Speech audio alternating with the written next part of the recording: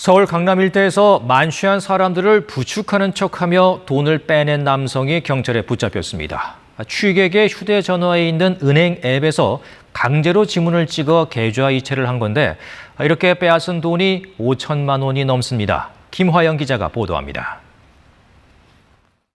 서울 강남역 인근 대로변. 술에 취해 비틀대는 행인 뒤를 한 남성이 빠른 걸음으로 따라갑니다. 기둥 뒤에서 주먹을 휘두른 뒤 휴대전화를 빼앗아 강제로 지문을 찍습니다. 은행 앱에서 1,000만 원을 이체하는 모습입니다. 이번엔 서울 역삼동의 유흥가. 정신을 잃고 벽에 기댄 남성을 부축하더니 후미진 곳으로 끌고 갑니다. 한 손에는 취객의 휴대전화를 꼭 쥐고 있습니다. 제가 잠시 나왔다가 어떻게 된지 기억이 안 나요. 카드론을 돈을 찾아서 1,000만 원을 인출해 갔더라고요. 역시 지문인식으로 온라인 대출을 받게 한 뒤 1,000만 원을 본인 계좌로 송금한 겁니다. 남성은 이곳에서 만취객을 데리고 700m 넘게 이동해 범행을 저질렀습니다. CCTV가 없는 골목길을 노린 겁니다.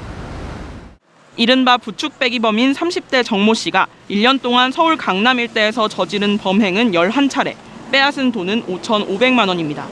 이게 다가 아니었습니다.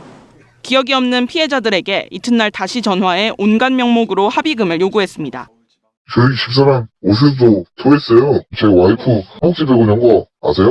40만 원 먼저 어떻게든 해주세요. 지금요? 네. 송금을 어떻게 해야 되지? 정 씨는 강도, 절도, 공갈 등의 혐의로 구속됐습니다. 경찰은 금융기관 앱에는 지문 외에 추가 인증 절차 설정이 필요하다고 당부했습니다. KBS 뉴스 김화영입니다.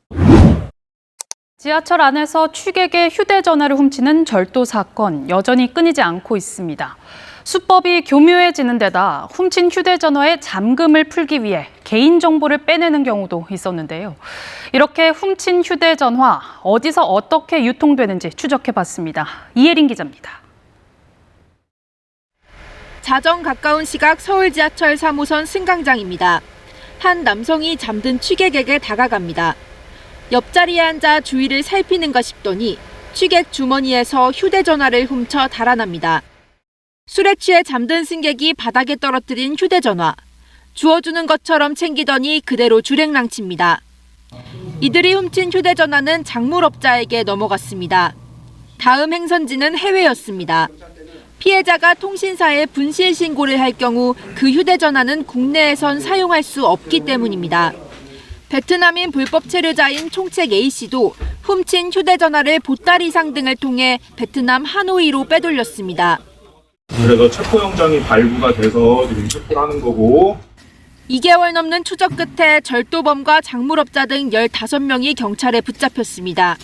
이들은 새벽 시간대 CCTV가 없는 곳에서 훔친 휴대전화를 거래했고 대포 통장을 이용해 수사망을 피해온 것으로 파악됐습니다.